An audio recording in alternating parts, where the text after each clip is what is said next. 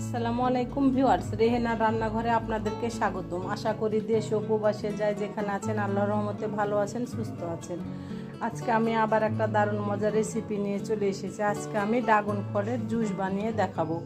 এখানে আমি একটা গোটা ড্রাগন ফলকে আমি ভালো করে ছিলে এভাবে আমি কিউব করে কেটে নিয়েছি। তাহলে চলুন ড্রাগন ফলকে আমি একটা ব্লেন্ডারের জাগে ভরে নেব।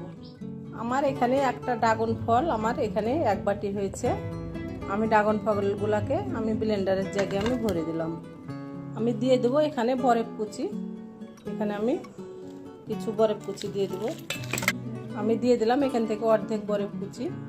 আমার এখানে পুদিনা পাতা ধনিয়ার পাতা আমি বেটে ফ্রিজে রেখে দিয়েছিলাম।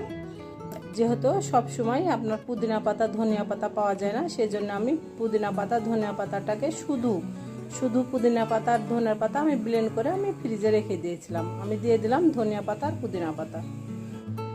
আমার ধনিয়া পাতা আর পুদিনা পাতাটা দেওয়া হয়ে গেছে। আমি দিয়ে দিয়েছি এখানে প্রায় 1 চামচ ধনিয়া পাতা আর পুদিনা পাতা হবে আমি দিয়ে দিয়েছি।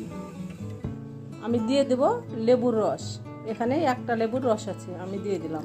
একটা ড্রাগন ফলের আমি জুস করব। আমি এখানে 3 চামচ চিনি দিলাম। আমি ড্রাগন ফল কেটে খেয়ে দেখেছি, ড্রাগন ফলটা খুবই মিষ্টি, সেজন্য আমি এখানে 3 টেবিল চামচ চিনি দিলাম একটা ড্রাগন ফলের জন্য। আমি এবার দিয়ে দেবো পানি। এটা ফ্রেশ পানি, এটা ফ্রিজের পানি না। আমি এখানে 1 গ্লাস পানি দিয়ে দিলাম। আমি এবার ব্লেন্ডারের জাগের মুখটা লাগিয়ে নিয়েছি। এবার আমি ব্লেন্ড করে নিয়ে আসছি। আমি ব্লেন্ড করে নিয়ে চলে এসেছি। এবার আমি ঢাকনাটা উঠিয়ে নেব। আমি এবার গ্লাসে ঢেলে নেব। আমি এবার দিয়ে দেব বরফ কুচি গ্লাসের মধ্যে। আমি 2টা করে বরফ কুচি দিয়ে দিলাম। আমি এবার জুসটাকে আমি ঢেলে নেব। ড্রাগন ফলের জুস বা ড্রাগন ফলের শরবত আমার ঢালা হয়ে গেছে। এবার আমি আপনাদেরকে পরিবেশন করে দেখাচ্ছি। হয়ে গেছে আমার পরিবেশন করা। আশা করি আমার রেসিপিটা অবশ্যই ভালো লাগবে। যদি ভালো লাগে তাহলে আমার চ্যানেলটিতে লাইক কমেন্ট শেয়ার করতে ভুলবেন না। বেশি বেশি করে সাবস্ক্রাইব করার অনুরোধ রইল। তাহলে আজকের মতো এখানে বিদায়। আবার অন্য কোনো রেসিপি নিয়ে আসবো। সবাই ভালো থাকবেন। আল্লাহ হাফেজ।